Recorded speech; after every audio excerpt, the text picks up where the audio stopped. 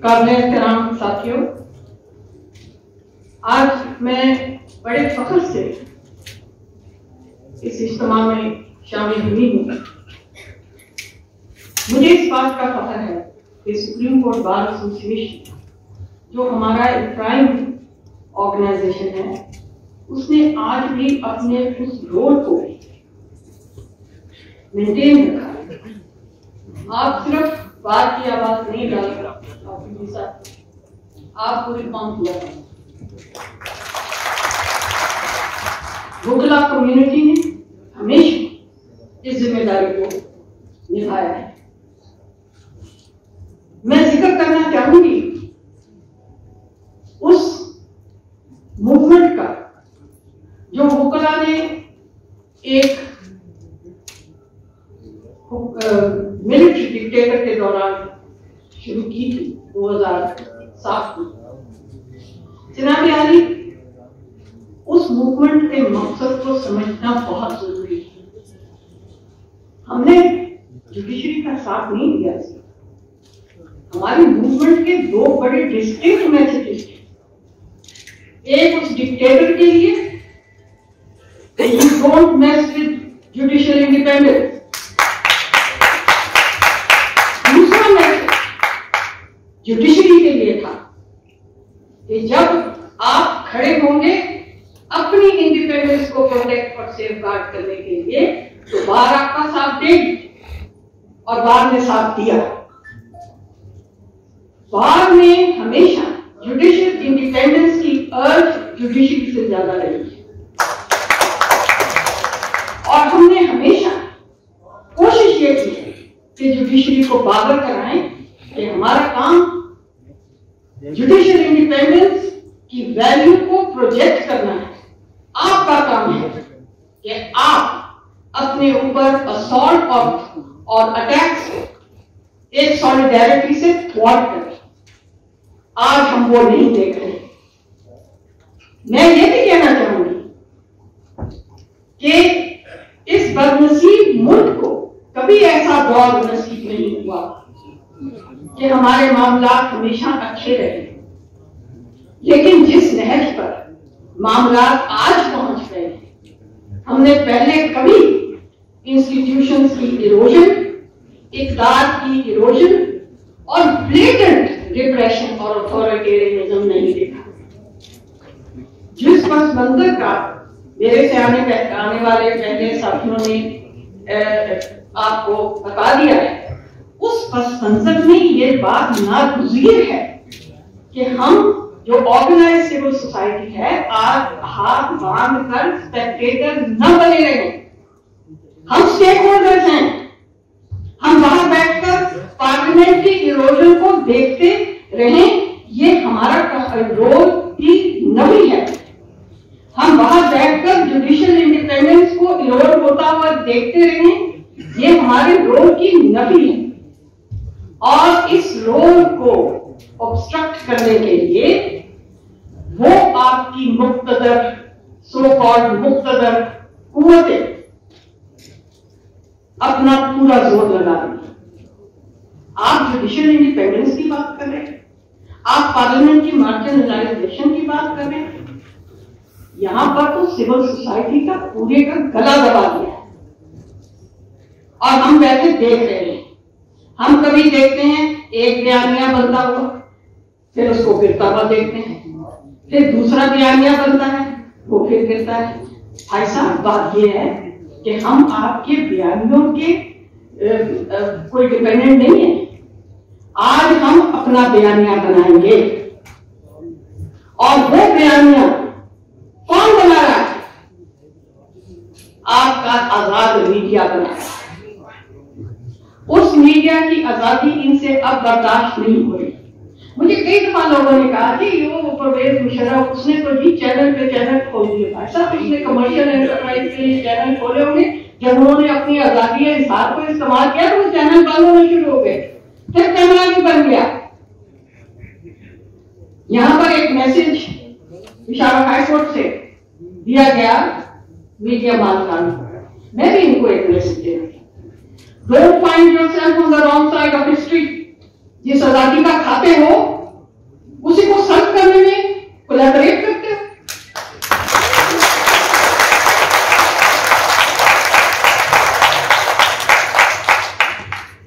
सहाफत की आजादी सहाफत के हर लेवल पर एक रिस्पॉन्सिबिलिटी है। यह सिर्फ हामिद मीर की, तलत हुसैन की, अफ्तार आलम की, असदतूर की और बेशुमार और हमारे जो सहाफी हैं जो बोल रहे हैं, not only at the national level. आप उन मकामी सहाफियों को ना भूले जो बेचारे रोज मुंह खोलने की सजा पाते हैं। ये इन मीडिया मालिकान को याद रखना चाहिए। आपने अपने आप को कैमरा के आगे सरेंडर किया, हम चुप रहे। लेकिन जो सहाफी आपके चैनल पे कोई बात नहीं करता, बाहर जाके बात करता है, आप उसको भी सजा देते हैं। हामिद मीर ने अपने चैनल पे क्या कहा? आपने हामिद मीर की जबान को खरीदा हुआ है कि वो कहीं और जाकर इजहार नहीं कर सकता अपने दुख का, अपने गुस्से का। आपने इतनी बैकबोन नहीं कि आप खड़े हो जाए सहाफियों के साथ, बजाय इसके कि सहाफत को कमजोर करने के अंदर आप कोलैबोरेट करना। तो ये मैं चाहती हूं, मैं इनको कुछ थ्रेट नहीं कर रही, मैं इनको ताने नहीं दे रही। मैं ये चाहती हूं कि ये अपने गरिबान में झुके, अपने शऊर और अपनी कॉन्शियस और अपने ज़मीर को जगाएं। बहरहाल आप लोगों का रिस्क लेते रहे, हम उन्हें इज्जत देंगे और इज्जत देते रहेंगे। दूसरी बात मैं जो यहाँ पर और करके खत्म करना चाहती हूँ वो है इस हाइब्रिड निजाम का जो आप लफ्ज का इस्तेमाल करते हैं। ये जो हाइब्रिड निजाम, फिफ्थ जनरेशन वॉरफेयर, इन अल्फाज का इस्तेमाल करना बंद कर दें। इसलिए क्योंकि ये टर्म्स बनाते ही इसलिए हैं कि ये इस्तेमाल होती रहे और फिर ये एक नॉर्म बन जाए। ये कोई हाइब्रिड निजाम नहीं है, ये वो अनहोली अलायंस है जो एक अनहोली एजेंडे को आगे ले जाने के लिए वक्तन बनाया गया है। आप क्या चाहते हैं कि हम बैठे रहें और हम इस मुल्क को और इस मुल्क के अवाम को पिसता हुआ देखते रहे? आपकी कितनी हिकमत अमली है और उसकी क्या नताइज हुए हैं ये क्या हमें मालूम नहीं? आपका हर प्रोजेक्ट फेल हुआ। आपकी हिकमत अमली ने जितनी पाकिस्तान की सालमियत, पाकिस्तानी अवाम के हकूक और पाकिस्तान की बका के लिए जितना खतरा वो साबित हुई, उतनी ही हमारे सहाफियों की आवाज, हमारी सिविल सोसाइटी की आवाज बचाती रही है, वो कुशनिंग देती रही है। जिस तरफ ना आप इस मुल्क को धकेलते रहे हैं, किस किस चीज का हवाला दें? मुल्क के टूट जाने का हवाला दें? वो नवाज शरीफ बेनजीर के दौर में तो नहीं हुआ था। एक इलेक्टेड प्राइम मिनिस्टर को हैंग करने का हवाला दें? किस किस चीज का हवाला दें? और सबसे ज्यादा जो अब आज इन्होंने हाइब्रिड निजाम के नाम पर ये एक्सपेरिमेंट किया जो हमें एक ऐसे डीप कुएं में धकेल दिया है जिसने कि शायद इससे हम कभी उभर भी ना था। माजरत के साथ खैरी और रजा और फरदुल्ला साहब और बाकी जो हमारे यहाँ पर पॉलिटिकल पार्टीज के साथ मुंसलिक साथी बैठे हैं, आप लोगों की आवाजें हमारे लिए जरूरी हैं। लेकिन मैं आपको ये बता दूं कि इस ऐवान में बैठे हुए किसी शख्स को किसी किस्म की कोई इल्यूजन नहीं है पॉलिटिकल पार्टीज के किरदार के हवाले से, मगर हर शख्स हमें से पॉलिटिकल प्रोसेस को बचाएगा। हम समझते हैं खाकी हमारे लिए इंडिस्पेंसिबल नहीं है, पॉलिटिकल पार्टीज हमारे लिए इंडिस्पेंसिबल है।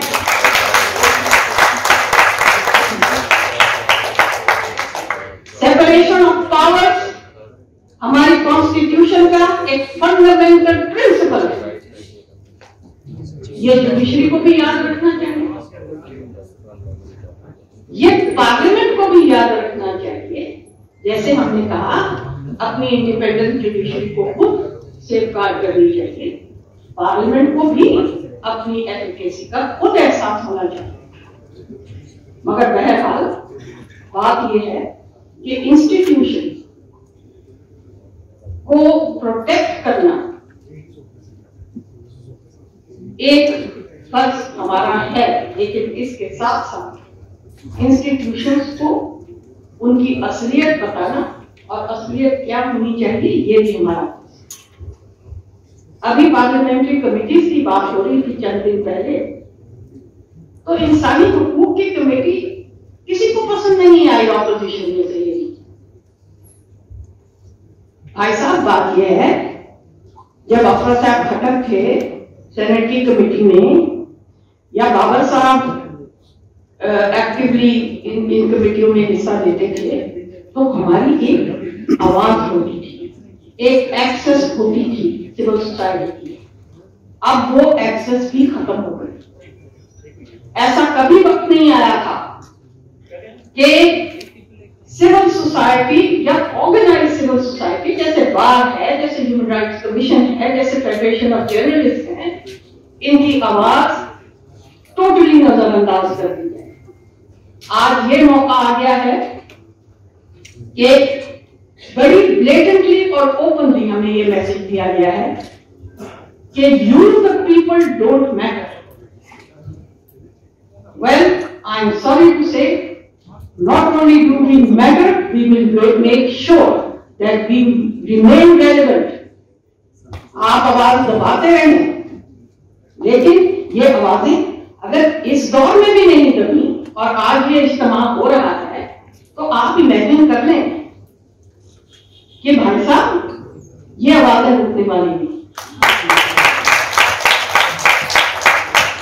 अथॉरिटेरियनिज्म हमें काबिल कबूल नहीं है, कॉन्स्टिट्यूशनलिज्म की तरफ जाना नहीं है।